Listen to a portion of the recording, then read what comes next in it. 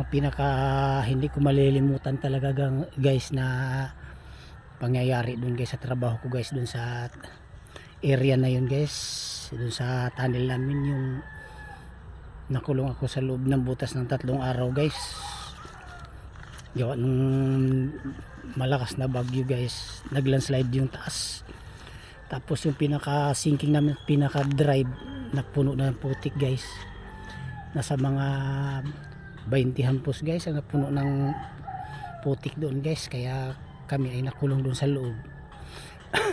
Halos hindi na makahinga guys, halos hindi makahinga doon sa loob, gawa nung nagsarado na yung pinaka portal doon guys.